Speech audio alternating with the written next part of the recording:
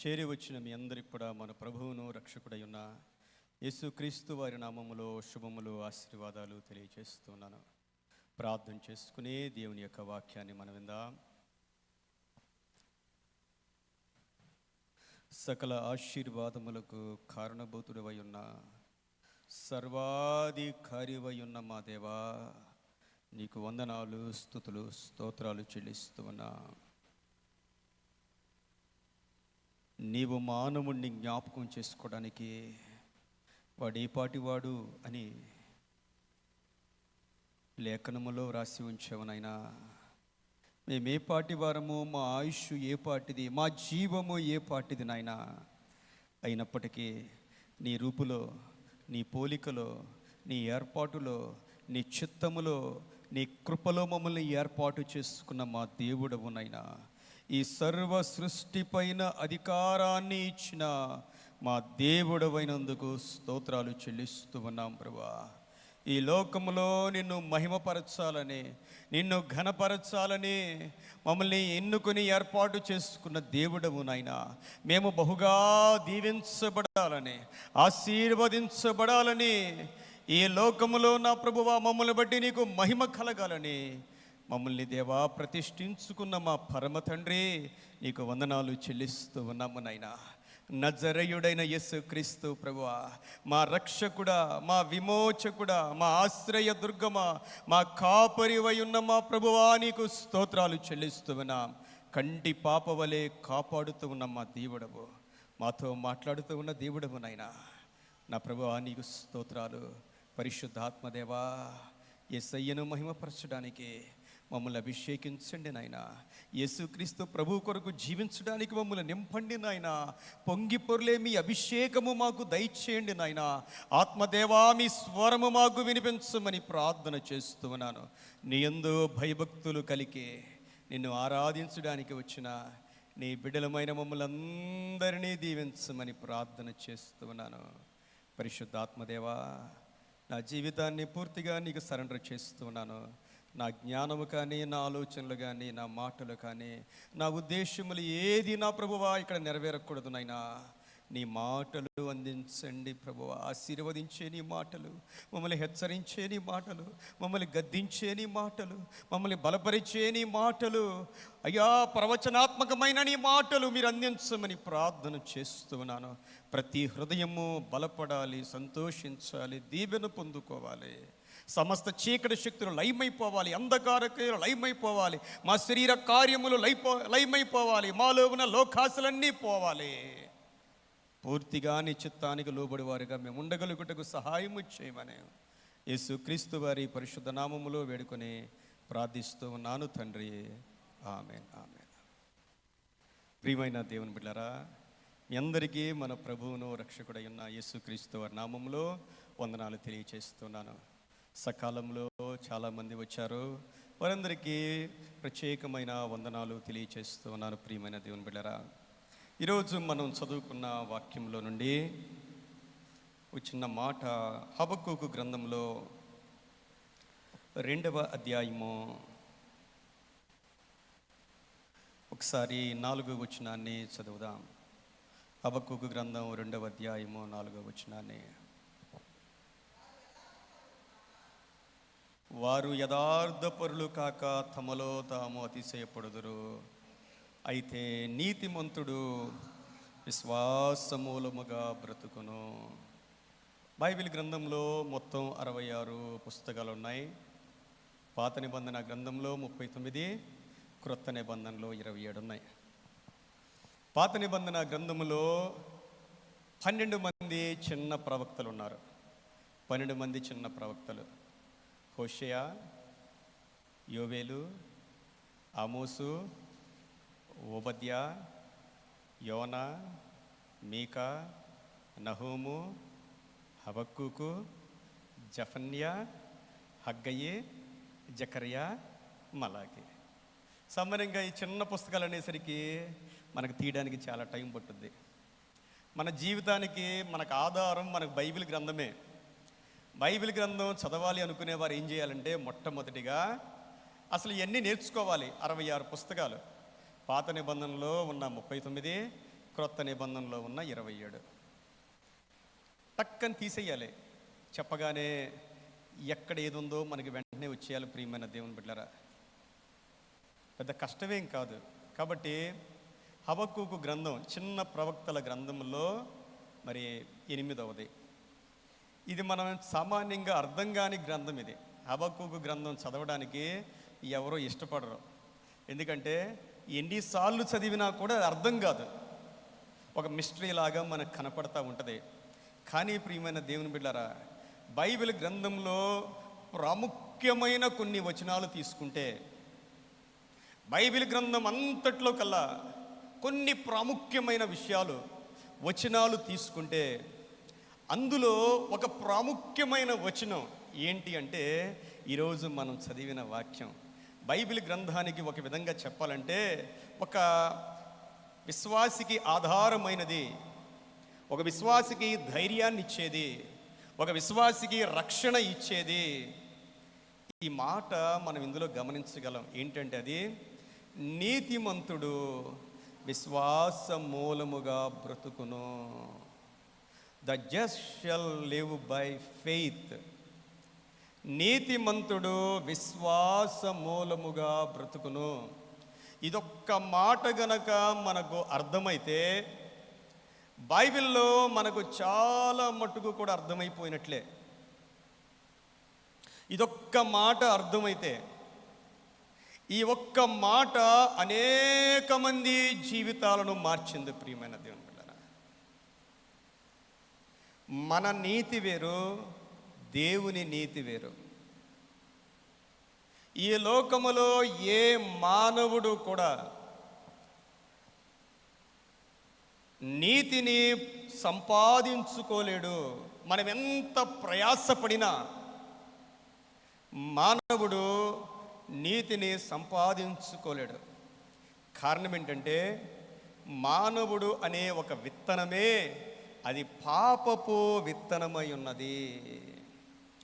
ఈ విత్తనము పాపపు విత్తనము గనుక మనము ఎంత మంచిగా జీవించాలి అనే ప్రయత్నం చేసినా ప్రతి మానవునిలో కూడా ఏదో ఒక రకమైన పాపము, ఒక ఆలోచనలు కానీ, చూపులు కానీ, క్రియల్లో కానీ ఏదో ఒక రకమైన పాపం ఉంటుంది. మనము ఎంత నీతిమంతుణ్ణి తీసుకున్నా, ఎన్ని నీతి బోధలు చేసే వ్యక్తిని మనం తీసుకున్నా, ఆ వ్యక్తిలో పాపము కానీ స్వార్థము కానీ ఖచ్చితంగా ఉంటుంది. ప్రియమైన దేవుని బిడ్డలారా, బైబిల్ గ్రంథాన్ని బయటకు తీసుకొని వచ్చిన వ్యక్తి మార్టిన్ లూథర్ గారు. మార్టిన్ లూథర్ గారు యవ్వన కాలములోనే తన జీవితాన్ని దేవునికి సమర్పించుకున్నాడు. ఆయన వారి తల్లిదండ్రులు హన్స్ గారు, మార్గరెట్ లూథర్ గారు. తండ్రి కోరిక ఏంటంటే తన కుమారుడు ఒక ఉన్నతమైన లాయరుగా ఉండాలని ఆశపడ్డాడు. జర్మనీ దేశంలో లూథర్ కూడా బాగా చదువుకుంటున్న దినాలు. లూథర్ గారికి ఒక 22 సంవత్సరాలు వచ్చాయి. తన ఇంటి యొద్ద నుండి చదువుకునే ప్లేస్కి వెళ్ళాడు. ఇంటి యొద్ద నుండి చదువుకునే ప్లేస్కి వెళ్ళేసరికి అకస్మాత్తుగా వాతావరణం ఒక్కసారే మారిపోయింది. భయంకరమైన వాతావరణం వచ్చేసింది. తుఫాను లాంటి పరిస్థితి వచ్చింది, మెరుపు లాంటి పరిస్థితి వచ్చింది. ఆ సమయంలో ఆయన అనుకున్నాడు, నేను ఇంకా బ్రతకలేనేమో అనుకున్న ఆయన తన మనస్సులో ఒక మాట పలికాడు. ఏంటంటే, దేవా, బ్రతుకుంటే నీ కోసం బ్రతికేస్తాను, ఇంకా ఈ జీవితం నీ కోసమే అనుకున్నాడు. ఎందుకు పలికాడో కానీ పలికేశాడు. ఆయన ఒక మాట పలికాడు. దేవుని కోసం బ్రతకడం అంటే ఏంటనుకున్నాడంటే ఆయన ఒక మఠంలో చేరాడు. అగస్టీన్ అనే మహాభక్తుని యొక్క మఠంలో చేరాడు. ఆ మఠంలో చేరి చాలా నిష్టగా ఉండేవాడు. 22 సంవత్సరాల వయస్సులో 2 సంవత్సరాలు అయ్యేసరికి ఆ పీఠానికి ఆయన కూడా ఒక బోధకుడిగా మారాడు. ఎంత మారినా, ఎంత ఉపవాసాలు చేస్తూ ఉన్నా, ఎంత దీక్ష చేస్తూ ఉన్నా, అందరికంటే ఒక ప్రత్యేకించబడిన వ్యక్తిగా ఉన్నప్పటికీ కూడా తన హృదయంలో, తన మనస్సులో ఇంకా నీతి అనేది తను పొందుకోలేకపోతూ ఉన్నాడు. మానవుడు నీతి పొందుకోవడానికి ఏం చేస్తూ ఉంటాడు? తనను తాను, తన శరీరాన్ని శ్రమ పెట్టుకోగలడు. మనం ఉపవాసం ఉండగలం. ఎన్ని దినాలు ఉండగలం? మనిషి యొక్క ఆరోగ్యాన్ని బట్టి, వారి యొక్క నిష్టను బట్టి ఒక్కొక్కరు ఒక్కొక్క రకంగా ఉపవాసం ఉండగలరు. కొంతమంది వారి శరీరాన్ని ఆ విధంగా నియంత్రించుకోవడానికి ప్రయత్నిస్తూ ఉంటారు. క్రైస్తవ జీవితం అనేది మనస్సుతో ప్రారంభం అవ్వాలి. అనగా దేవుని కార్యము ఆత్మలో జరిగి ఆ మనిషి యొక్క మనస్సు మారాలి. మనిషి యొక్క మనస్సు మారకుండా ఏ మానవుడు కూడా నీతిమంతుడు కాలేడు. ప్రియమైన దేవుని బిడ్డలారా, ఈ రోజుల్లో ఏదైనా తిండి మానేస్తేనో, వేసుకునే బట్టల్ని బట్టో, లైఫ్ స్టైల్ని బట్టో ఒక మనుష్యుడు నీతిమంతుడు అని మనం పొరబడుతూ ఉంటాం. ప్రియమైన దేవుని బిడ్డలారా, నేను కొన్ని చోట్ల చూసేవాడిని, పలానా ఆయన 5 సంవత్సరాల నుంచి భోజనం మానేసాడు అని పెట్టేవాళ్ళు. ప్రజలందరూ తండోపతండలుగా వెళ్ళిపోతూ ఉండేవాళ్ళు. ఆ మనిషి భోజనం మానేశాడు, కానీ ఆ మనిషి చాలా కాస్ట్లీ ఫుడ్ తినేవాడు. డ్రై ఫ్రూట్స్ తినేవాళ్ళు, లేకపోతే జ్యూసులు తాగేవాళ్ళు. అంటే మానవుడు ఏమనుకుంటాడంటే, నేను ఆ పని చేయలేకపోతున్నాను కాబట్టి ఆ మనిషి ఏదో ఉన్నతమైన మనిషి ఏమో అనుకుంటా ఉంటాడు. కానే కాదు. ప్రియమైన దేవుని బిడ్డలారా, ఈ మార్టిన్ లూథర్ గారు కూడా ఎంతో తపన పడ్డాడు. ఆయన తపన ఏంటంటే, నేను దేవుని వాక్య ప్రకారం జీవించాలి. ఆ తరువాత వేరే యూనివర్సిటీలో బోధకుడిగా వెళ్ళాడు. రోముకు వెళ్ళాడు. రోములో చూస్తే ఆ గురువుల మధ్య, ఆ పూజారుల మధ్య పరిస్థితులు చూచి చాలా వేదన పడ్డాడు. ఏంటి అంత భయంకరమైన స్థితిలో వీళ్ళు ఉన్నారు? దేవుడంటే భయం లేదు, విచ్చలవిడితనం ఉంది ఏంటి అని వారి గురించి చాలా వేదన పడ్డాడు. ప్రియమైన దేవుని బిడ్డలారా, అలాంటి మార్టిన్ లూథర్ భక్తుని యొక్క జీవితాన్ని మార్చిందే ఈ వాక్యము. నీతిమంతుడు విశ్వాస మూలముగా బ్రతుకును. అప్పటి వరకు నీతి అంటే అనుకున్నాడు ఆయన, నీతి అంటే దేవుని యొక్క కోపము, దేవుని యొక్క ఉగ్రత, దేవుని యొక్క తీర్పు. దేవుడు అంత భయంకరమైన దేవుడు. మన దేవుడు పరిశుద్ధుడు కాబట్టి మనం అలాగ ఉండలేకపోతూ ఉన్నాం, కాబట్టి దేవుడు మన మీద కోపగిస్తాడు అనే ఆలోచనతో ఉండేవాడు. ఎప్పుడైతే ఈ వాక్యాన్ని చదివాడో, ఓహో, దేవుని నీతి అంటే మనం కష్టపడితే వచ్చేది కాదు. దేవుని నీతి అంటే ఆయన కృప ద్వారా వచ్చేది అని నేర్చుకున్నాడు. ఆయన కృప. ప్రియమైన దేవుని బిడ్డలారా, మార్టిన్ లూథర్ భక్తుడు చెప్పేది ఏంటంటే, స్క్రిప్చర్ ఎలోన్ అంటాడు. స్క్రిప్చర్, దేవుని వాక్యమే. ఆ వాక్యమే మనకు ఆధారం. దేవుని వాక్యము. చాలామంది ఎవరు ఏ బోధ వింటే ఆ బోధకి అలాగ మారిపోతారు. ఏ బోధ విని ఆ బోధకు మారిపోకూడదు. ప్రియమైన దేవుని బిడ్డలారా, నువ్వు ఏ బోధ విన్నా వాక్యపు లోతుల్లోనికి వెళ్ళాలి. ఈ ప్రపంచంలో ఎన్నో డాక్ట్రిన్స్ ఉన్నాయి. డాక్ట్రిన్ కనుక కరెక్ట్గా లేకపోతే మన ఆత్మీయ జీవితం కరెక్ట్గా ఉండదు. వాక్యము ప్రజలు ఏంటంటే, ఎవరైనా ఒక ప్రవచనాలు చెప్తున్నారు చూడండి, మామూలుగా ప్రార్థన చేస్తే చాలామందికి నచ్చదు. ఏం చేయాలి? ఆ ప్రార్థనలో 4 భాషలు మాట్లాడాలి. తెలుసండి, మాట్లాడగానే ప్రజలు చాలా అలర్ట్ అయిపోతారు. మామూలుగా ప్రార్థన చేస్తే కొంతమందికి నచ్చదు. ఆ ప్రార్థనలో ఏం చేయాలి? 2 ప్రవచనాలు చెప్పాలి. అలర్ట్ అయిపోతారు, మోసపోతారు. ప్రియమైన దేవుని బిడ్డలారా, మీరు జ్ఞాపకం చేసుకోండి. మొట్టమొదటిగా స్క్రిప్చర్, దేవుని వాక్యము. వాక్యానికి మించింది ఈ ప్రపంచంలో లేదు. రెండవది ఫెయిత్ ఎలోన్ అంటాడు ఆయన. నీ విశ్వాసము, నీవు దేవుని యందుంచిన విశ్వాసాన్ని బట్టి నీ జీవితంలో దైవికమైన కార్యాలు జరుగుతాయి. దేవుణ్ణి నీవు ఎంతగా నమ్మగలవో, దేవుని వాక్యాన్ని ఎంతగా నమ్మగలవో అంతగా దేవుని కార్యాలు జరుగుతాయి. ప్రియమైన దేవుని బిడ్డలారా, దేవుని వాక్యం సత్యమైందండి. దేవుని వాక్యం సత్యమైంది. ఈ మధ్యకాలంలో ఒక సహోదరి నాకు ఫోన్ చేశారు. వాళ్ళ హస్బెండ్ చాలా ఉన్నతమైన ఉద్యోగంలో ఉంటారు. వాళ్ళ పాపలు ఇద్దరు గోల్డ్ మెడలిస్టులే. చాలా ఉన్నతమైన ఆత్మీయ అనుభవం వారిది. వారి పాప యూకేలో యూనివర్సిటీలో గోల్డ్ మెడలిస్ట్ వచ్చింది. యూకేలో ఏంటంటే ఇండియా వాళ్ళకి జాబులు ఇవ్వట్లేదంట, ఇండియన్స్కి వేరే ఎవరికి జాబ్స్ ఇవ్వట్లేదు. ఆమె యూనివర్సిటీలో ఫస్ట్ వచ్చింది కాబట్టి ఆమెకి 250 పౌండ్లు ఇచ్చారంట, అంటే 32,000 ఇచ్చారంట. నాకు తెలిసినప్పుడే వాళ్ళు దేవునికి 60% ఇచ్చేవాళ్ళు. చాలా పెద్ద ఉద్యోగం అయింది. తల్లి అందంట కుమార్తెతో, అమ్మా నీకు వచ్చిన ప్రథమ ఫలం దేవుడికి ఇచ్చేసావా? దేవుడికి ఇస్తే 100 రెట్లు ఇస్తాడమ్మా అందంట. పిల్లలు కూడా చాలా భక్తి కలిగిన వారు. వెంటనే ఆమె ఏం చేసిందంటే ఆ యొక్క ప్రథమ ఫలం తీసుకువెళ్ళి దేవుని మందిరంలో వేసింది. కరెక్ట్గా 2 days అయ్యేసరికి ఆమె వేసింది 250 పౌండ్లు దేవుని వాక్య ప్రకారం. వేయగానే 2 daysకి పక్కన 2 సున్నాలు, 250కి 2 సున్నాలు పెడితే ఎంత? 25,000 పౌండ్ల జాబ్ వచ్చిందండి. అంతే.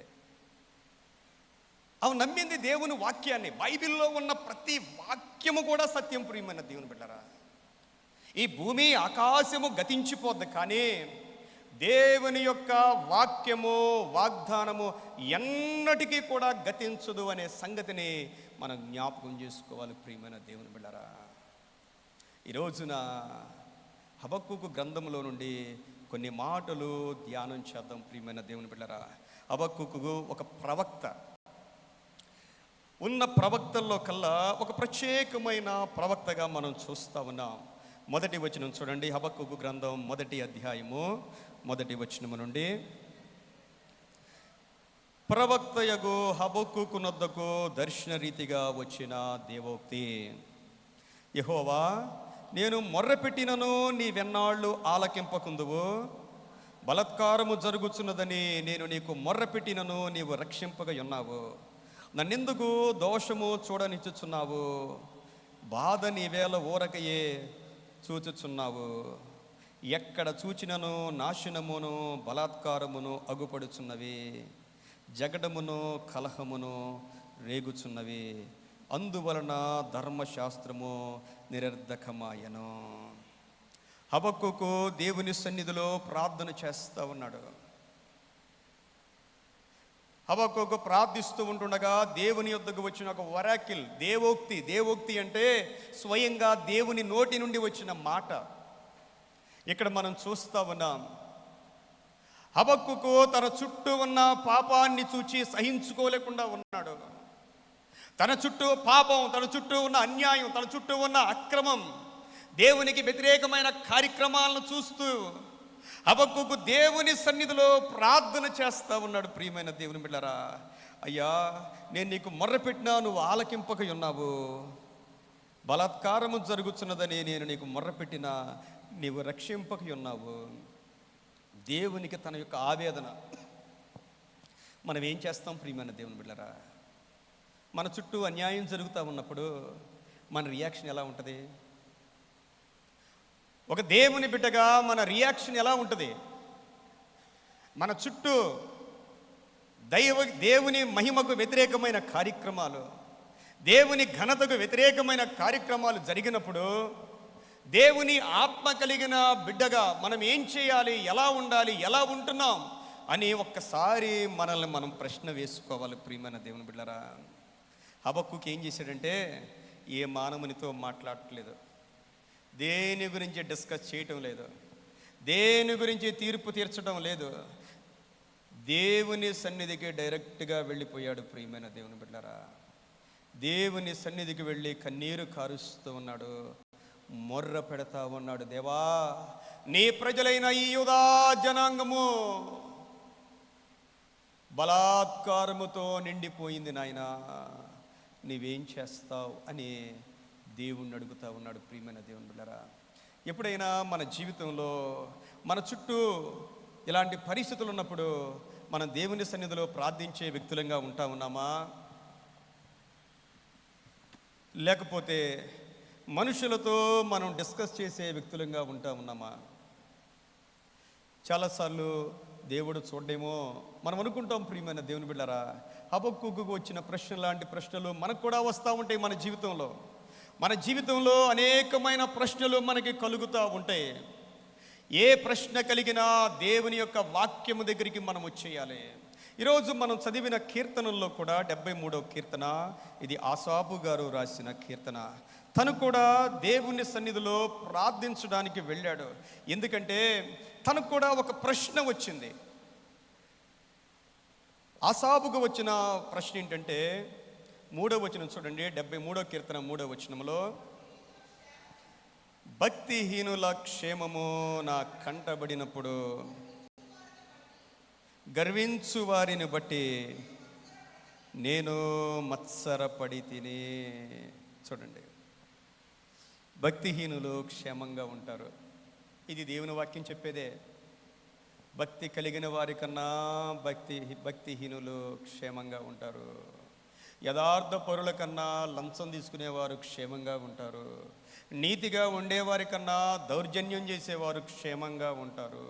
వారు పచ్చగా ఉంటారు. వారికి ఏ రోగాలు రావు. మరణమందు కూడా వారికి యాతనలు లేవు. గమనిస్తూ ఉన్నాడు ఈయన. దేవా, ఇంత భక్తిగా ఉన్నాను, ఇంత నీతిగా ఉన్నాను, ఇంత ప్రార్థనాపరుడిగా ఉన్నాను, ఏంటి నా పరిస్థితి ఏంటి? నాకంటే వాళ్ళు చాలా బాగున్నారు, నా పరిస్థితి ఇంతేనా అని దేవుని సన్నిధిలో ప్రార్థిస్తూ ఉన్నాడు. ప్రియమైన దేవుని బిడ్డలారా, ఎప్పుడైతే ఇలాంటి ఆలోచనలు మన జీవితంలో వస్తాయో, చిన్నపిల్లలు ఉంటారు, చదువుకుంటారు. చూసి రాసే వాళ్ళకి ఎక్కువ మార్కులు వస్తాయా? చూడకుండా రాసే వాళ్ళకి మార్కులు ఎక్కువ వస్తాయా? ఏమో చెప్పండి.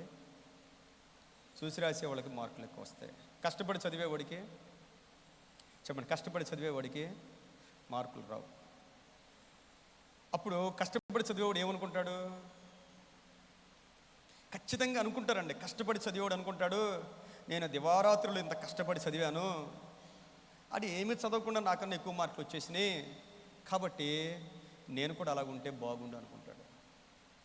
మనం చూడగానే మన ఆలోచనలు మారిపోతాయి. అలాగే ఎంతోమంది కష్టపడి ఉద్యోగం చేసుకుని జీవితంలో ఏమీ సంపాదించలేని వారు ఉంటారు. అన్యాయంగా అక్రమంగా డబ్బు సంపాదించి వర్ధిల్లేవారు చాలామంది ఉంటారు. ఈ కష్టపడే వాళ్ళు ఏమనుకుంటారంటే చాలామంది, ఎందుకు ఇంత నీతిగా ఉంటే నాకు వచ్చిన ప్రయోజనం ఏంటి? నీతిగా ఉంటే ప్రయోజనం ఏంటి?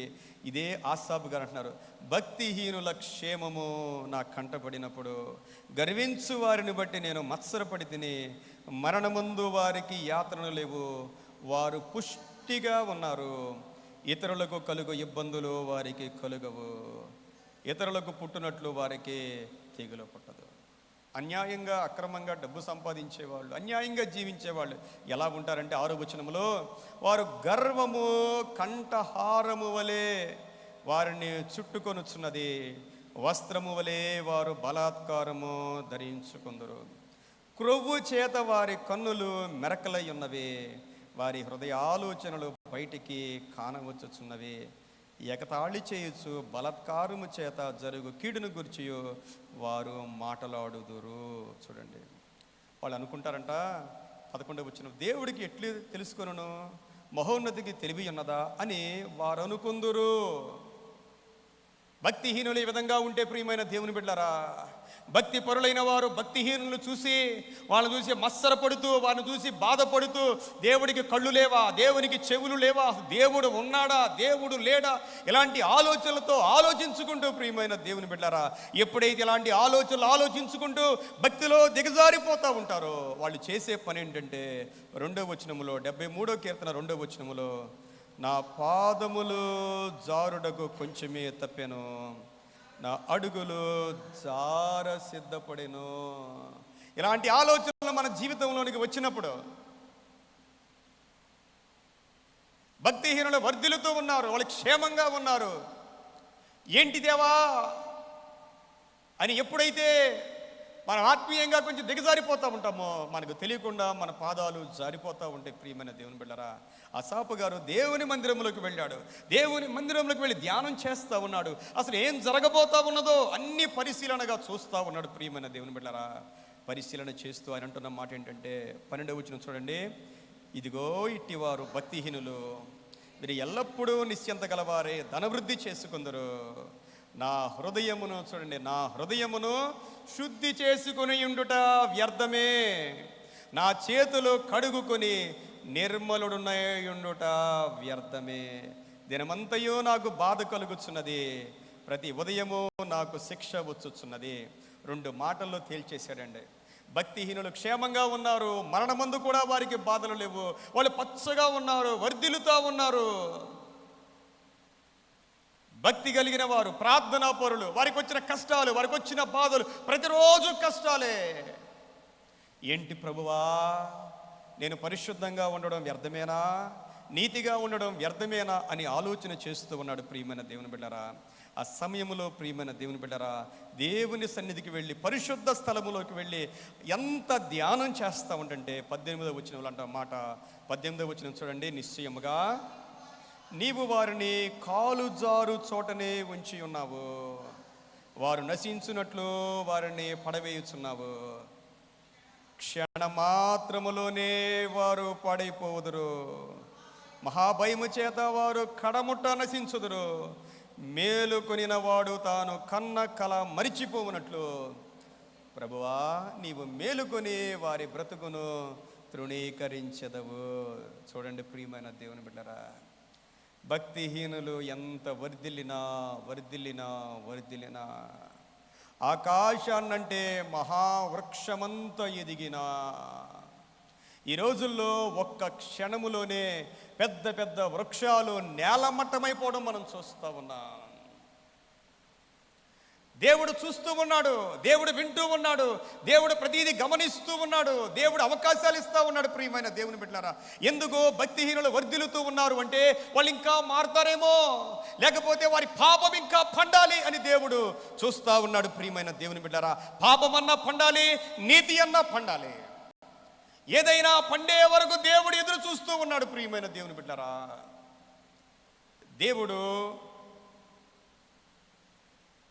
జరుగుతూ ఉన్న పాపపు విషయంలో దేవుని తీర్పులు ఎలా ఉంటాయంటే హబక్కూకు గ్రంథంలో మనం చదివిన వాక్యములో 1వ అధ్యాయములో 5వ వచనం చూడండి ఒకసారి. హబక్కూకు గ్రంథం 1వ అధ్యాయము 5వ వచనం, అన్యజనుల్లో జరుగునది చూడుడి, ఆలోచించుడి, కేవలము జాగ్రత్తగా స్లోగా చదవండి. ప్రియమైన దేవుని బిడ్డలారా, ఈ వాక్యాన్ని మన హృదయానికి అప్లై చేసుకోండి. దేవుని వాక్యం ఎప్పుడూ మనకు అప్లై చేసుకోవాలి. మీ దినములలో నేను ఒక కార్యము జరిగింతును, అలాగు జరుగునని ఒకడు మీకు తెలిపినను మీరు అతని నమ్మక యుందురు. ఏంటంటే దేవుడు ఒక కార్యాన్ని చేస్తూ ఉన్నాడు. ప్రియమైన దేవుని బిడ్డలారా, 6వ వచనములో ఉద్రేకముగా గల క్రూరులకు కల్దీయులను నేను రేపుచున్నాను అంటున్నాడు దేవుడు. దేవుడు తన ప్రజలైన ఇశ్రాయేలు యూదుల మీదకి దేవుడు పనికి మాలిన భయంకరమైన అతి క్రూరులైన కల్దీయులు బబులోనీయులను దేవుడు రేపుతా ఉన్నాడంట. ఇది ఎక్కడి విచిత్రం అండి. ఇశ్రాయేలు ప్రజలు వాళ్ళు చేసిన పాపం చిన్నదే, కల్దీయుల పాపం మహా పెద్దది. దేవుడంట తన ప్రజలైన వారిని శిక్షించాలి అని మన దేవుడు మహాప్రేమ కలిగిన దేవుడు. ప్రియమైన దేవుని బిడ్డలారా, ఆయన మనకు పెట్టినా మంచి దేవుడే, ఆయన మనకు తిట్టినా మంచి దేవుడే, ఆయన మనల్ని కొట్టినా మంచి దేవుడే. మీరు జ్ఞాపకం చేసుకోండి, ఆయన పెట్టినా మంచి దేవుడే, రెండోది ఆయన తిట్టినా మంచి దేవుడే, మూడవది ఆయన కొట్టినా మంచి దేవుడే. ఎందుకు అంటే తన ప్రజలు నశించడం ప్రభువుకి ఇష్టం ఉండదు. ప్రియమైన దేవుని బిడ్డలారా, తన ప్రజలు దారి తొలగిపోయారు. దేవుడు హబక్కూకుకు చెప్పాడు, వాళ్ళు ఏ రకాలైన పాపాలు చేశారో దేవుడు హబక్కూకుకు తెలియజేశాడు. తమ కంటే దుర్మార్గులైన వారు, భయంకరులైన వారిని దేవుడు రేపుతూ ఉన్నాడు. దేవుడే రేపాడంట. మన మీద శత్రువుల్ని కొన్నిసార్లు దేవుడే రేపుతాడండి. భయంకరమైన వ్యక్తుల్ని మనకు వ్యతిరేకంగా దేవుడే రేపుతాడండి. ఇది బైబిల్ చెప్పే వాక్యం. ప్రియమైన దేవుని బిడ్డలారా, దేవుని చిత్తము లేకుండా ఎవ్వరూ మనల్ని ఒక మాట కూడా అనలేరు. దేవుని చిత్తము లేకుండా మన తల వెంట్రుకల్లో ఒక్కటి కూడా రాలదు అనే సంగతిని మనం జ్ఞాపకం చేసుకోవాలి. ఎవరు రేపారు ఈ కల్దీయుల్ని? అతి భయంకరులు, క్రూరులైన వారు. దేవుని ప్రజల మీదకి రాబోతూ ఉన్నారు. వారిని రేపింది దేవుడే. ఎందుకంటే ఒక దెబ్బ తగిలితే, కొన్ని కష్టాలు వస్తే, కొన్ని అవమానాలు వస్తే నా ప్రజలు తిరిగి నా వైపు తిరుగుతారు, నా ప్రజలు తిరిగి నన్ను ప్రేమిస్తారు, నా ప్రజలు తిరిగి నాకు లోబడతారు అనేది దేవుని యొక్క ఉద్దేశ్యమైనది. ప్రియమైన దేవుని బిడ్డలారా, మీరు ఎప్పుడూ ఒక సంగతిని మీరు జ్ఞాపకం చేసుకోండి. ఏ కష్టాలు లేకుండా పాపములో కొట్టుకుపోయి నరకంలో పడ్డం కన్నా, నాకు ఏ కష్టాలు లేవండి, ఏ రోగాలు లేవండి, ఏ బాధలు లేవండి, చర్చికి రాకపోయినా నేను బాగున్నానండి అనేవాళ్ళు దేవుని చిత్తములోనే లేరు. మీరు జ్ఞాపకం చేసుకోవాలి, దేవుని చిత్తములో లేరు. బైబిల్ గ్రంథంలో దేవుడు ధనవంతుడికి ఏ బాధలు లేవంట. ధనవంతుడికి ఏ బాధలు లేవు. ఒకవేళ ఏ రోగమున్నా, ఏ కష్టమున్నా దేవుడి వైపు తిరిగేవాడేమో. ఏమీ లేవు కాబట్టి ఒకే రాత్రి దేవుడు ఆయన ప్రాణాన్ని అడిగేశాడు. ప్రియమైన దేవుని బిడ్డలారా, ఈ రాత్రే అన్నాడు దేవుడు. ఇక మారు మనసు లేదు ఇంకా ఆయనకి. దేవుడు క్రూరులైన వారిని దేవుడు రేపుతా ఉన్నాడు. ఒకసారి యోవేలు గ్రంథం చూడండి. అందరూ తీయండి. యోవేలు గ్రంథం కనపడదు కదా అనుకోవద్దు. అందరూ బైబిల్ గ్రంథం తీయండి. యోవేలు గ్రంథం 2వ అధ్యాయము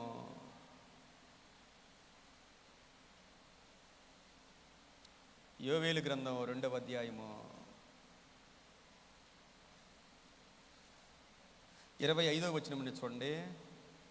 యోవేలు గ్రంథం 2వ అధ్యాయము 25వ వచనం నుండి, మీరు కడుపారా తిని తృప్తి పొంది మీ కొరకు వింత కార్యములు జరిగించిన మీ దేవుడైన నేను చదువుతాను. మీరు కడుపారా తిని తృప్తి పొంది మీ కొరకు వింత కార్యములను జరిగించిన మీ దేవుడైన యెహోవా నామమును స్తుతించునట్లు. తర్వాత ఏముంది చూడండి, అక్కడ చూడండి, ఏముంది అక్కడ. అందరూ చదవండి ఒకసారి. నేను పంపిన మిడతలను, గొంగళ పురుగులను, పసర పురుగులను, చీడ పురుగులు అను నా మహాసైన్యము తినివేసిన సంవత్సరముల పంటను నీకు మరలా నిత్తును. ఎవరు పంపించారంట చెప్పండి, ఎవరు పంపించారు? 1వ అధ్యాయం చూడండి. యోవేలు గ్రంథం 1వ అధ్యాయంలో 4వ వచనములో, యోవేలు గ్రంథం 1వ అధ్యాయము 4వ వచనములో, గొంగళ పురుగులు విడిచిన దానిని మిడతలు తినివేసి ఉన్నవి, మిడతలు విడిచిన దానిని పసర పురుగులు తినివేసి ఉన్నవి, పసర పురుగులు విడిచిన దానిని చీడ పురుగులు తినివేసి ఉన్నవి. చూడండి, ఏముంది, ఏం మిగిలింది ఇంకా? ఓ పంట వేసుకుంటే ఆ పంట మీదకి గొంగళ పురుగులు వచ్చాయి, మిడతలు వచ్చాయి, పసర పురుగులు వచ్చాయి, చీడ పురుగులు వచ్చాయి. ఏమీ లేదు ఇంకా. ఆస్తంతా పోయింది, ఆరోగ్యం పోయింది, తినడానికి ఏమీ లేదు. ఒకదాని తర్వాత ఒకటి, ఒకదాని తర్వాత ఒకటి, ఒకదాని తర్వాత ఒకటి. ఎందుకు వచ్చాయి ఇవన్నీ? ఎందుకు వచ్చాయి ఏమ్మా చెప్పండి, ఎందుకు వచ్చినాయి ఈ కష్టాలు? ఎవరు పంపించారు ఈ కష్టాలు? చెప్పండి ఒకసారి, అందరూ చెప్పండి ఒకసారి. ఎవరు పంపించారు? గట్టిగా చెప్పండి అమ్మా. మీ జీవితాల్లో మీకు వచ్చిన కష్టాలు ఎవరు పంపించారు? చెప్పండి ఒకసారి. దేవుడు పంపించాడు. ఏమంటే దేవుడు ఎందుకు పంపించాడు? నాశనం అయిపోవడానికి కాదు. దేవుడు ఎందుకు శత్రువుల్ని పంపించాడు, రోగాల్ని పంపించాడు, మన మీదకి భయంకరమైన వ్యక్తుల్ని పంపించాడు? నీకంటే ప్రార్థన లేనివారు, నీకంటే భక్తి లేనివారు, నీకంటే ఎందుకు పనికిరాని వారు ఎందుకు నీ మీదికి లేచి ఉన్నారు అంటే దేనికో తెలుసా? దేవుని వాక్యం సెలవిస్తూ ఉంది, ఎక్కడో ఏదో దేవునికి వ్యతిరేకమైనది మనలో దాగి ఉన్నది. ఏదో ఉంటుంది ప్రియమైన దేవుని బిడ్డలారా, ఎక్కడో ఏదో దేవునికి వ్యతిరేకమైనది, దేవునికి వ్యతిరేకమైన అవిధేయత, దేవునికి వ్యతిరేకమైన గర్వము మనలో దాగి ఉన్నప్పుడు, ప్రేమ కలిగిన దేవుడు మనము నశించిపోవడం ఇష్టం లేదు కాబట్టి ఆయన చేసిన పని ఏమిటంటే శత్రువుల్ని పంపించాడు. ప్రియమైన దేవుని బిడ్డలారా, ఆ శత్రువులు ఏం చేశారు? అయ్యా నా ప్రజల్ని కొంచెం బాధించి వాళ్ళని సెట్ చేయమంటే వాళ్ళు అధికంగా బాధించారు. దేవుని బిడ్డల్ని బాధించే వ్యక్తుల్ని దేవుడు వారిని బాధిస్తాడు. ఇందులో ఒక లాజిక్ ఉంటుందండి, మీరు గమనించండి. మనం దేవుని బిడ్డలుగా ఉన్నప్పుడు మనల్ని బాధించడానికి కొన్నిసార్లు దేవుడు భక్తిహీనుల్ని లేపుతాడు.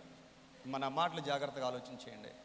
దేవుని బిడ్డల్ని బాధించడానికి దేవుడు ఎవరిని రేపుతాడు? భక్తిహీనుల్ని రేపుతాడు. ఆ భక్తిహీనుల్ని నాశనం చేయడానికి దేవుడే దిగొస్తాడు. ఆ భక్తిహీనుల్ని నాశనం చేయడానికి దేవుడే దిగి వస్తాడు. ఇది దేవుని యొక్క ప్రణాళిక. ప్రియమైన దేవుని బిడ్డలారా, దేవుని యొక్క ప్రణాళిక ఇది. హబక్కూకు దేవుణ్ణి అడుగుతాడు. మొదటి అధ్యాయంలోనే, హబక్కూకు గ్రంథం మొదటి అధ్యాయంలో 13వ వచనంలో దేవుణ్ణి అడుగుతాడండి.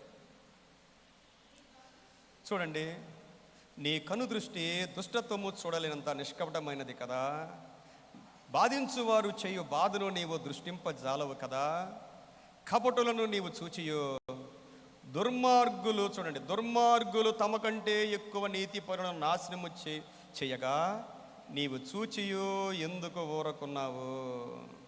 దుర్మార్గులంట తమ కంటే ఎక్కువ నీతి పరుల్ని నాశనం చేసేస్తున్నారంట. ఎంత విచిత్రం ప్రియమైన దేవుని బిడ్డలారా. దేవుని కార్యాలు మన ఊహకు అందవు. దుర్మార్గులు తమ కంటే నీతి పరుల్ని నాశనం చేస్తూ ఉంటే నువ్వు ఎలా ఊరుకుంటున్నావు దేవా? మీ బిడ్డలు మీ మాట వినడం లేదు. మీ మాట విన్నప్పుడు ఎవరికో చెప్పారు కొట్టమని, ఎవరికో భయంకరమైన వ్యక్తికి చెప్పారు. ఏదో చిన్నగా కొడతాడు అనుకుంటే సాగు దెబ్బలు కొట్టేస్తా ఉన్నాడు ఆయన. తండ్రి ఏం చేస్తాడు? చూస్తా ఊరుకుంటాడా? అడుగుతా ఉన్నాడండి హబక్కూకు. అప్పుడు దేవుడు హబక్కూకుతో మాట్లాడుతూ ఉన్నాడు. హబక్కూకు గారు ఆ టవర్ ఎక్కేశారండి, ఆ పైకి ఎక్కేశాడు, దేవుని సన్నిధిలో గడుపుతూ ఉన్నాడు. దేవుడు ఆయనతో మళ్ళా మాట్లాడడం ప్రారంభిస్తూ ఉన్నాడు. దేవా, నీతిమంతులు ఉన్నారు కదా, భక్తిపరులు ఉన్నారు కదా. దేవుడు నీతిమంతుల్ని, ఎవరు యథార్థవంతుల్ని, జ్ఞానాన్ని వెతికే వారిని, ఆయన సన్నిధిని వెతికే వారిని దేవుడు ఎప్పుడూ కాపాడుతూనే ఉంటాడు. ప్రియమైన దేవుని బిడ్డలారా, ఈరోజు మనం చదివిన బైబిల్కి మూలాధారమైన వాక్యము, నీతిమంతుడు విశ్వాస మూలముగా బ్రతుకును. ఇది బైబిల్ గ్రంథానికి ఒక మూలమైన వాక్యం. ప్రియమైన దేవుని బిడ్డలారా, మనము బ్రతికేది మన నీతి కాదు. మన నీతితో, మన భక్తితో మనము ఎప్పటికీ బ్రతకలేం. ప్రియమైన దేవుని బిడ్డలారా, మనము ఎంత ప్రార్థన చేసినా మన వల్ల ఎప్పటికీ కానే కాదు.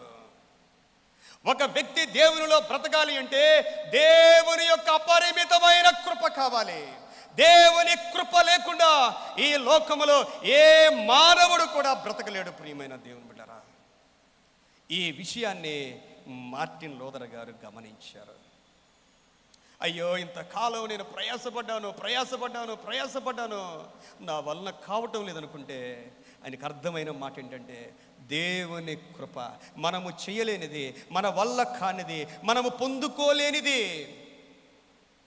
విశ్వాసముతో ఆయన కొరకు ఎదురు చూస్తే దేవుడు తన కృపనిస్తాడు. ప్రియమైన దేవుని బిడ్డలారా, నీతిమంతుడు విశ్వాస మూలముగా బ్రతుకును.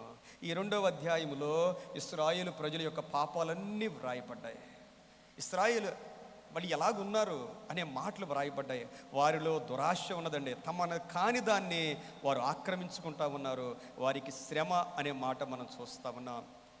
2వ అధ్యాయం 6వ వచనములో 9వ వచనంకి వచ్చేసరికి, తమకు అపాయము రాకుండానట్లు తమ నివాసమును బలపరుచుకొని తన ఇంటి వారి కొరకై అన్యాయముగా లాభము సంపాదించుకునే వారికి శ్రమ. 12వ వచనంకి వచ్చేసరికి నరహత్య చేసేవాళ్ళు. దేవుని బిడ్డలారా, ఎవరిని ఎన్నడూ మనం ఒక మాట పెట్టి దూషించకూడదు. ఎన్నడూ కూడా. బైబిల్ గ్రంథం చూడండి, హబక్కూకు గారు అలాంటి భయంకరమైన పరిస్థితుల్లో ఎవ్వరికీ వెళ్ళి ఏమీ చెప్పడం లేదు, ఎవరితో కలహించడం లేదండి. కలహాలు లేవు, ఎవరితో వ్యాజ్యము లేదు, ఎవరితో వాదించను లేదు. ఎన్ని సమస్యలు వచ్చినా ప్రార్థించడం అలవాటు చేసుకోవాలి. ఈరోజున ప్రియమైన దేవుని బిడ్డరా, ఒక దేవుని బిడ్డగా ఎవరితో కూడా కలహించద్దు. చాలా కుటుంబాల్లో సైతానుడు కలహాలు పెడుతున్నాడండి. కలహాలు పెట్టే కుటుంబాలు సైతాను కుటుంబాలు. ఎంత ప్రార్థన ఉన్నా సైతాను కుటుంబమే. కలహాలు పెట్టుకునే వ్యక్తి ఎప్పటికీ సైతాను యొక్క బిడ్డే. కలహించేవాడు సైతాను బిడ్డ. అందులో ఇంకా రెండో ఛాన్స్ లేదు. నీకు కష్టం కలిగింది, నష్టం కలిగింది, నీకు ఒకవేళ నీ ఆస్తి లాగేసుకున్నారు, నిన్ను అవమానపరిచారు, అన్యాయంగా నిన్ను మాటలనేశారు, ఎన్ని అన్నా ప్రియమైన దేవుని బిడ్డలారా, నేను తట్టుకోలేనండి, నాకు చాలా ఆవేశం ఎక్కువండి, నేను చాలా నీతి, ఇవన్నీ వేస్ట్ ప్రియమైన దేవుని బిడ్డలారా. సామెతల గ్రంథం 20వ అధ్యాయం 3వ వచనములో కలహమునకు దూరముగా నుండుట నరునికి ఘనత. నువ్వెవ్వరితో కలహించొద్దు ప్రియమైన దేవుని బిడ్డలారా. ఎంత చక్కగా రాస్తారో పౌలు గారు కొరింథీయులకు రాసిన పత్రిక మొదటి పత్రిక 7వ అధ్యాయములో, దేవుడు మనల్ని సమాధానముగా ఉండడానికి పిలిచాడు. అందరూ చెప్పండి ఒకసారి, దేనికి పిలిచాడు? అందరూ చెప్పండి ఒకసారి, ఎలా పిలిచాడు? సామాన్యంగా ఆస్తుల దగ్గర గొడవలు వస్తాయండి, అన్నదమ్ముల దగ్గర అక్క చెల్లెల గొడవలు వస్తుంటాయి. దేవుడు ఎలా ఉండడానికి పిలిచాడు? వదిలేయాలి, కొన్నిసార్లు ఎంత విలువైందని వదిలేయాలి ప్రియమైన దేవుని బిడ్డరా. సమాధానం, పీస్ ఆఫ్ మైండ్. 14వ అధ్యాయము కొరింథీయులకు రాసిన పత్రికలో మంచి మాట ఉంటుందండి. మన దేవుడు సమాధానకర్త. చేతనైతే వీలైనంత మట్టుకు మనుషులందరితో మనము సమాధానముగా ఉండాలి. దేవుడు హెచ్చిస్తాడు ప్రియమైన దేవుని బిడ్డలారా. ఆయన హెచ్చించడం ప్రారంభించాలి అంటే ఆయన వాక్యానికి మనం లోబడ్డం.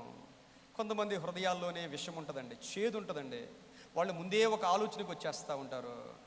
సైతాను వాళ్ళని బలంగా వాడుకుంటూ ఉంటాడు ప్రియమైన దేవుని బిడ్డలారా. ఎవరి మీద మనకి ద్వేషము, విషము, పగ అనేది ఉండకూడదు. అలాంటి హృదయాల్లోనికి పరిశుద్ధాత్మ దేవుడు దిగిరాలేడు. పరిశుద్ధాత్మ దేవుడు మన హృదయంలోనికి దిగి రావాలి అంటే మన హృదయంలో ఎవ్వరి మీద చేదు ఉండకూడదు, గొడవలు ఉండకూడదు ప్రియమైన దేవుని బిడ్డలారా. పరిశుద్ధాత్మ దేవుడు హీఈస్ వెరీ జెంటిల్, సమాధానముగా ఉండాలి. దేవునికి మహిమ కలుగునుగాక. ప్రజలు వాళ్ళు చూస్తూ ఉంటే ఎక్కడ చూసినా అన్యాయం, అక్రమం ప్రియమైన దేవుని విగ్రహారాధన, వ్యభిచారముతో ఆ దేశము నిండిపోవడం దేవుడు హబక్కూకుకు చూపించడం మనం చూస్తూ ఉన్నాం ప్రియమైన దేవుని బిడ్డలారా. హబక్కూకు గ్రంథములో హబక్కూకు 3 స్థితుల్లో ఉంటాడండి. మొట్టమొదటిగా లోయ లాంటి పరిస్థితుల్లో ప్రార్థన చేస్తూ ఉంటాడు. 2వ అధ్యాయంకి వచ్చేసరికి టవర్ మీదకి దేవుడు తీసుకుని వెళతాడు. 3వ అధ్యాయం చివరికి వచ్చేసరికి దేశము యొక్క ఉన్నత స్థలముల మీదకి దేవుడు తీసుకుని వెళతాడు ప్రియమైన దేవుని బిడ్డలారా. బైబిల్కి ఒక గుండెకాయ లాంటి వాక్యం ఏంటంటే, నీతిమంతుడు విశ్వాస మూలముగా బ్రతుకును. ప్రజలు దేవుని మీద విశ్వాసం ఉంచే వాళ్ళు తగ్గిపోతున్నారండి. వాక్యం మీద విశ్వాసం ఉంచే వాళ్ళు తగ్గిపోతూ ఉన్నారు ప్రియమైన దేవుని బిడ్డలారా. మనుషుల మీద విశ్వాసం పెరిగిపోతూ ఉంది. మనుషుల మీద మన విశ్వాసం పెట్టుకోకూడదండి. దేవుని యొక్క వాక్యము, దేవుని వాగ్దానాల్ని మనం నమ్మగలగాలి ప్రియమైన దేవుని బిడ్డలారా. ఈరోజు మనం చదివిన రోమీయులకు రాసిన పత్రిక 1వ అధ్యాయాన్ని మనం చదివినప్పుడు పౌలు గారి కోరిక ఏంటంటే, ఆ రోజుల్లో ప్రపంచానికి చాలా ప్రాముఖ్యమైంది రోమా దేశం, రోమా ప్రాంతానికి సువార్త ప్రకటించాలి అనుకున్నాడు. కానీ రోమా ప్రాంతాన్ని ఎప్పుడూ కూడా దర్శించలేదండి. అక్కడ ఉన్న పరిస్థితులన్నీ చూస్తూ ఉన్నాడు. అక్కడ రాజును పూజిస్తూ ఉన్నారు, పక్షుల్ని పూజిస్తూ ఉన్నారు, జంతువుల్ని పూజిస్తూ ఉన్నారు, అక్కడ ఉన్న సిద్ధాంతాలను పూజిస్తూ ఉన్నారు. అలాంటి భయంకరమైన పరిస్థితుల్లో ప్రియమైన దేవుని బిడ్డలారా, ఆయన అన్న మాట ఏంటంటే 16వ వచనం చూడండి. 1వ అధ్యాయం 16వ వచనం, సువార్తను గూర్చి నేను సిగ్గుపడేవాడను కాను, ఏలయనగా నమ్ము ప్రతివానికి, మొదట యూదునికిని గ్రీసు దేశస్థునికి కూడా రక్షణ కలుగ చేయుటకు అది దేవుని శక్తి అయి ఉన్నది. పౌలు యొక్క తన జీవిత ఆశయం ఏంటంటే సువార్త ప్రకటించాలి. ఎవ్వరు కనపడినా సువార్త ప్రకటించాలి. యేసయ్యను గురించి మన నోటి నుండి ఒక మాట రాగానే అది ఒక శక్తి కలిగిందిగా మారిపోతండి. ఎవరైనా ఒంట్లో బాగలేదనుకోండి, మీకు వచ్చి చెప్తే మీరు మొట్టమొదటిగా చెప్పాల్సిన మాట ఏంటి? ఆ డాక్టర్ దగ్గరికి వెళ్ళండి, ఈ డాక్టర్ దగ్గరికి వెళ్ళండి అనకూడదు. మనం ఏం చెప్పాలి? ప్రార్థన చేసుకోండి అనాలి. మన దేవుడు సర్వశక్తి కలిగిన వాడు. ప్రియమైన దేవుని బిడ్డలారా, మనం నమ్మలేకపోతున్నాం. ఎవరైనా కష్టాల్లో ఉన్నారు, బాధల్లో ఉన్నారు, ఇరుకుల్లో ఉన్నారు, కన్నీటితో ఉన్నారు, మనం ఏం చెప్పాలి? లోక సంబంధమైన సలహాలు ఇవ్వటం కాదండి, యేసయ్యను గురించి 2 మాటలు చెప్పాలి. సువార్తలో శక్తి ఉన్నది. ప్రియమైన దేవుని బిడ్డలారా, ఈ ప్రపంచంలో అన్నిటికీ మించిన శక్తి సువార్తలో ఉన్నది. సువార్త అంటే యేసయ్యను గురించిన వార్తే. మనం అదే పలకాలి. మన నోటి నుండి వేరే మాట మనం రానియకూడదు. ప్రియమైన దేవుని బిడ్డలారా, మనం రానియకూడదండి. దేవుని యొక్క మాట మనం పలకాలి అని అంటూ ఉన్నాడు. తర్వాత వచనములో, ఎందుకని నా నీతిమంతుడు విశ్వాస మూలముగా జీవించునని వ్రాయబడిన ప్రకారము, విశ్వాస మూలముగా అంతకంతకు విశ్వాసము కలుగునట్లు దేవుని నీతి దాని యందు బయలుపరచబడి ఉన్నది. స్టార్టింగే చెప్పేశాడండి. స్టార్టింగ్ భయంకరమైన ప్రజలు. ఆ తర్వాత మనం చదివితే దేవుడంట వారిని విడిచిపెట్టేశాడంట. ఎంతగా విడిచిపెట్టాడంటే పాపము చేయడానికి దేవుడు విడిచిపెట్టేశాడంట. వాళ్ళ ఇష్టానుసారంగా జీవించడానికి దేవుడు ఒక వ్యక్తిని విడిచిపెట్టేస్తే ఆ వ్యక్తి భ్రష్టుడైపోతాడు, ఆ వ్యక్తి నీచుడైపోతాడు. దేవుని చేత ఒక వ్యక్తి కనుక విడిచిపెట్టబడితే వాళ్ళు స్త్రీలను పెళ్లి చేసుకుంటా ఉన్నారు, పురుషుల్ని పెళ్లి చేసుకుంటా ఉన్నారు. వారికి భ్రష్ట మనస్సు వచ్చింది, విచ్చలవిడితనం వచ్చింది. విచ్చలవిడి పాపం ఎవరు చేస్తారంటే, మనం అనుకుంటున్నాం ఏమండి, కల్చర్ మారిపోయింది, టెక్నాలజీ పెరిగిపోయింది. కానే కాదండి. దేవుడు గనక ఒక మనిషిని విడిచిపెడితే ఆ మనిషి భయంకరమైన పాపములో పడిపోతాడు. అలాంటి ప్రజలకు సువార్త ప్రకటిస్తూ ఉన్నారు. ఇలాంటి భయంకరమైన పరిస్థితుల్లో కూడా యేసునందు విశ్వాసం ఉంచితే చాలు, నీవు నీతిమంతుడుగా మారిపోతావు. నీకు నీతిగా బ్రతకాలని ఆశ ఉంటే, నువ్వెన్ని ప్రయత్నాలు చేసి ఓడిపోయినా సరే యేసునందు విశ్వాసం ఉంచు, ఆయన నిన్ను నీతిమంతుడిగా చేసేస్తాడు. ఇదే సువార్త. ప్రియమైన దేవుని బిడ్డలారా, ఇదే మాటలు పౌలు గారు గలతీ సంఘానికి కూడా వ్రాస్తారు. గలతీలో దిగజారిపోయారండి, గలతీలో రక్షణ పొందారు, గలతీలో ఆత్మను పొందుకున్నారు. ఆత్మను పొందుకున్న గలతీల మధ్యలోనికి కొంతమంది అన్య బోధ చేత వాళ్ళని పాడు చేస్తూ ఉన్నారు. అన్య బోధ చేత వారిని పాడు చేస్తూ తిరిగి ఆచారాల్లోనికి, తిరిగి పద్ధతుల్లోనికి నడిపిస్తూ ఉన్నారు. ఈ రోజుల్లో కూడా ప్రియమైన దేవుని బిడ్డలారా, దేవుని వాక్యం కంటే ఆచారాలకి ప్రాముఖ్యతనిచ్చేవాళ్ళు ఎక్కువ మంది ఉంటారు. పొరపాటున ఒక పాట పాడిపోయి ఇంకో పాట పాడినా పెద్ద నేరంగా తీసుకుంటూ ఉంటారు. ఆచారాల్లో ఏది ఉండదండి. యేసుప్రభు ఎన్నోసార్లు చెప్పాడు, పెద్దలు పెట్టిన పారంపర్య ఆచారాల్లో ఏమీ ఉండదు, దేవుని వాక్యములోనే అన్నీ ఉంటాయి. వీళ్ళు ఏం చేశారంటే ఆత్మ సంబంధంగా ప్రారంభించారు. కొంతమంది యూదులు ఏం చేశారంటే, అయ్యా మనకి యోధ ఆచారాలే ముఖ్యం, సున్నతే ముఖ్యం, పాత నిబంధనే ముఖ్యం, వాటిని మీరు విడిచిపెట్టద్దు.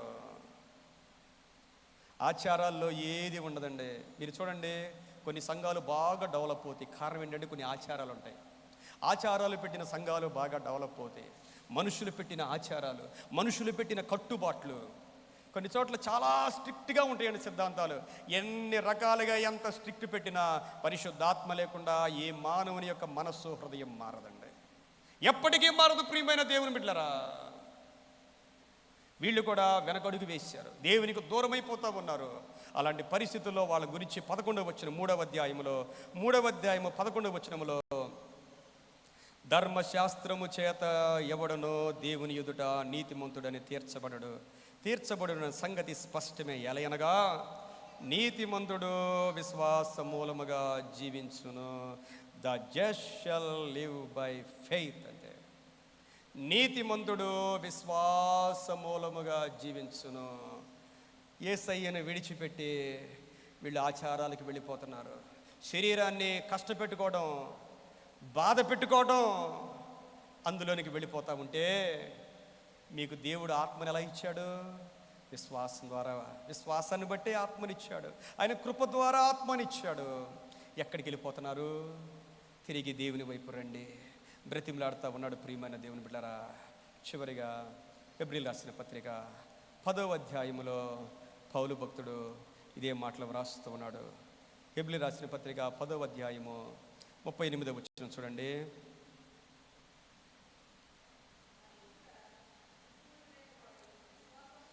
చూడండి, నా ఎదుట నీతిమంతుడైన వాడు విశ్వాస మూలముగా జీవించును గాని అతడు వెనుక తీసిన ఎడల అతని యందు నా ఆత్మ సంతోషపడదు. కొంతమంది వెనక్కి వెళ్ళిపోతారు. భక్తిలో చాలామంది మొదట ఉన్న భక్తి చివరిదాకా ఉండదండి. మొదటి ఉన్న ఉత్సాహం చివరిదాకా ఉండదండి. దేవుని బిడ్డలారా, మనకి తెలిసిపోద్దండి ఎలా భక్తిగా ఉన్నాం. ఒకప్పుడు 10 అంటే 10కి వచ్చేస్తాం. ఇప్పుడు ఏమవుద్ది చెప్పండి? 10 అంటే 10కి వచ్చేవాళ్ళం. ఏమైపోద్ది?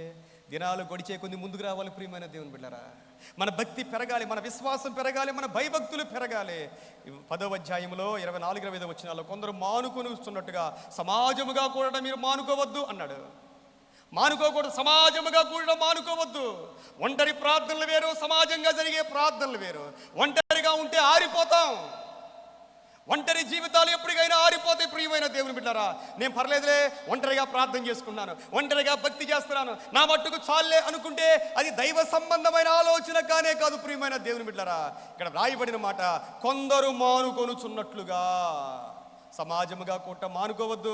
ఒకరొకరు కలుసుకోండి, హెచ్చరించుకోండి.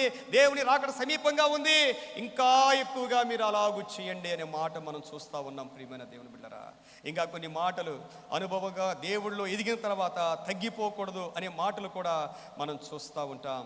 చూడండి 32వ వచనం చూడండి. మాట చదివిన తర్వాత మీరు చూడండి, అందరూ చూడండి మాట. అయితే మీరు వెలిగింపబడిన మీదట శ్రమలతో కూడిన గొప్ప పోరాటము సహించిన పూర్వ దినములు జ్ఞాపకము తెచ్చుకొనుడి. చూడండి, మీరు వెలిగింపబడ్డారు.